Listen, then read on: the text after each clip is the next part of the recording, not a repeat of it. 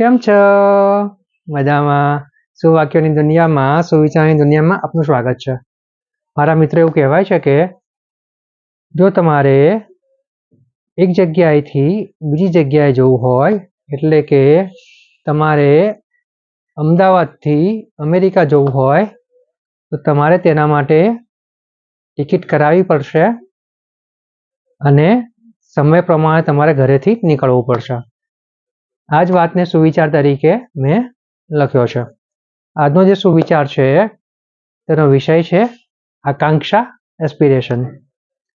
મેં લખ્યું છે કે આ દુનિયામાં દરેક વ્યક્તિ તમને પ્રેરી શકે છે, પરંતુ આકાંક્ષા તો આપણે જાતે જ રાખવી પડશે. મારા દોસ્તો, મારા મિત્રો, વાત ખૂબ જ સરળ છે, ખૂબ જ સીધી છે અને એટલી જ મહત્વની છે. આ દુનિયામાં એવી વ્યક્તિઓ થઈ ગઈ છે કે જેમણે પોતાની મહેનતથી સારા અને સાચા રસ્તે સારા અને સાચા લક્ષ્યો પ્રાપ્ત કર્યા છે અને આ દુનિયામાં કંઈ ને કંઈક બદલાવ લાવીને રહ્યા છે. આપણે આવી વ્યક્તિઓથી પ્રેરિત ચોક્કસ થવું જોઈએ, પરંતુ આપણે આવી વ્યક્તિઓથી પ્રેરિત થવું છે એની આકાંક્ષા, એની ઈચ્છા તો આપણે જ રાખવી પડશે. અને આ આકાંક્ષા, આ ઈચ્છા આપણે ત્યારે જ લાવી શકીએ છીએ જ્યારે આપણે કોઈક સારા અને સાચા હેતુ માટે કામ કરવા ઈચ્છતા હોઈએ.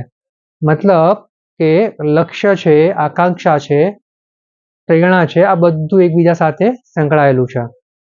તો આપણે ફક્ત એટલું જ કરવાનું છે, આ બધાને એક સાથે જોડીને આપણે આપણા પ્રમાણે તેની ઉપર કામ કરીને આગળ વધવાનું છે.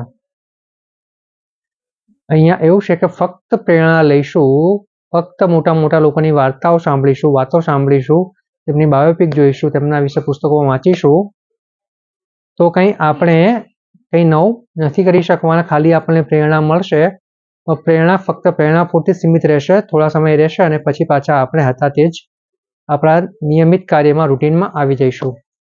પરંતુ જો આપણે આકાંક્ષા રાખીએ કે ના, મારે આ જ કરવું છે, મારે કંઈક સારું કરવું છે, અને પછી તમે કોઈ વ્યક્તિની પ્રેરણા લો છો તો ચોક્કસ જ તમે જે આકાંક્ષા રાખી છે તે પૂરી કરવા માટે તેની ઉપર કામ ચોક્કસ કરશો અને આપણે બધાએ જ કરવાનું છે.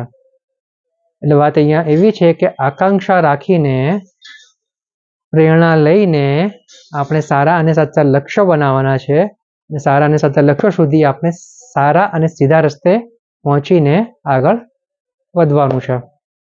મારા મિત્રો, અહીંયા જરૂર છે ફક્ત ને ફક્ત આકાંક્ષા રાખવાની, આકાંક્ષા રાખીને આગળ વધવાની. આકાંક્ષા જ છે, એસ્પિરેશન છે જે આપણને આગળ લઈ જવામાં, આપણે જીવનને વધારે સારું બનાવવામાં મદદરૂપ થઈ શકે છે. તો બસ આપણે આકાંક્ષાનો આ જે ગુણ છે, આકાંક્ષાની આ જે વર્ચ્યુ છે, આપણે આપણા જીવનમાં ઉતારવી જોઈએ. આકાંક્ષા રાખીને, પ્રેરણા લઈને આગળ વધવું જોઈએ. Thank you.